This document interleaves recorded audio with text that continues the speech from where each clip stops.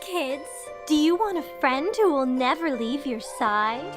Introducing Chauncey the Bear.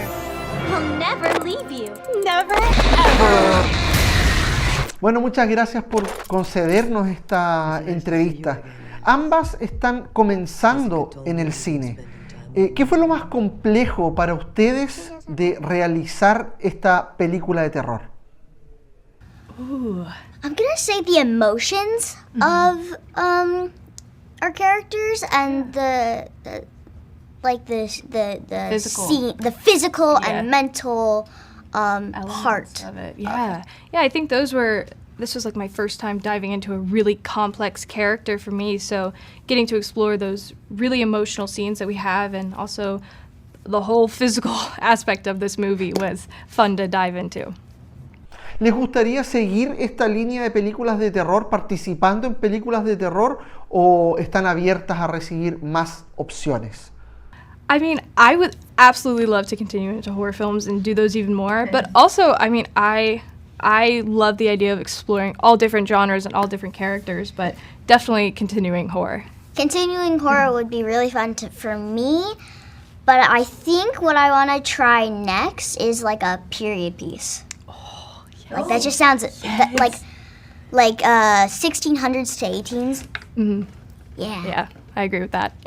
Ok, muchas gracias a ambas. Thank you. Thank you.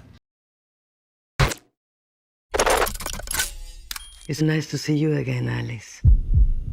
Jessica told me you've been spending time with a new friend. He doesn't want me to talk to you. Chauncey? My favorite thing is his eyes. I can see anything I can imagine in them.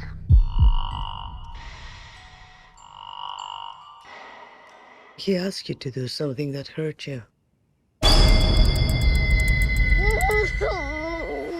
¿Qué puede esperar la gente de esta película y en general en qué se diferencia del resto? I hope they can expect to not only be scared, but to also be moved. I think one of my many superpowers is kind of a mashing up of genres. Like I remember when I was working on Someone Great, we were doing press for it, and people were actually angry because they were like, I'm sorry, I thought this was a comedy, why am I crying? And so that is my own personal goal for this movie. I want people to go like, I'm sorry, I thought this was a horror movie, why am I upset? That's what I want. ¿Qué puede esperar la gente de Imaginario y en qué se diferencia del resto? Oh, I mean, there's no way not to. Like at this point, you know, when it comes to the genre, like horror in general, you know, we're moving into a house. You know, there's a family element, so there's like a mother and her daughters. You know, so there are certain things that you are in overlaps that you are gonna get in horror naturally.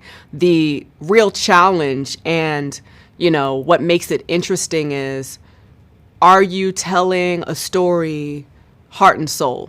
Like, are you filling out the story in a way that is specific and authentic? And I think, you know, I'm more interested in telling stories that feel true, even as fantastical as it is, that feel emotionally true, than I am with trying to be like, let's make something that's never been made before. I mean, cinema is 100 years old, so that's going to be a tall order, in my opinion.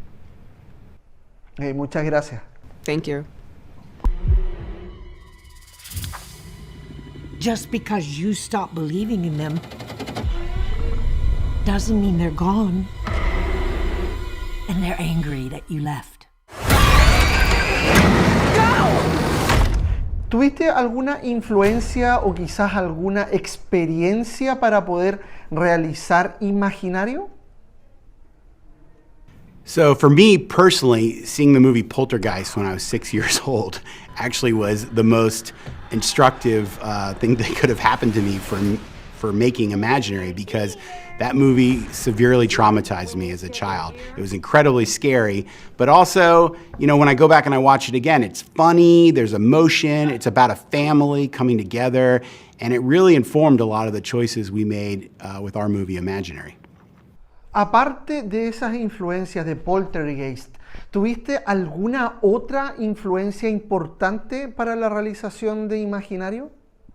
So as I mentioned, Poltergeist was a major influence for us, but we also looked at other movies that were kind of what we call gateway horror films. So honestly, Pan's Labyrinth was a major touchstone for us because that was a movie about a child going into an imaginary world, and it had some really shocking, horrific imagery, but it wasn't done in a way where it felt exploitive or over the top. Obviously, the film is a masterpiece. So it was absolutely a touchstone for us with our film, and in fact, the Creature Shop, Spectral Motion, who works on most of Guillermo del Toro's movies, also worked on our movie. So they helped create Chauncey and all the other monsters that you see in our film. ¿Podrías invitar al público de Chile a ver Imaginario? Hey film fans in Chile, I'm Jeff Wadlow, the director of Imaginary. Please go see our movie in theaters in March. Muchas gracias, Jeff. Thank you.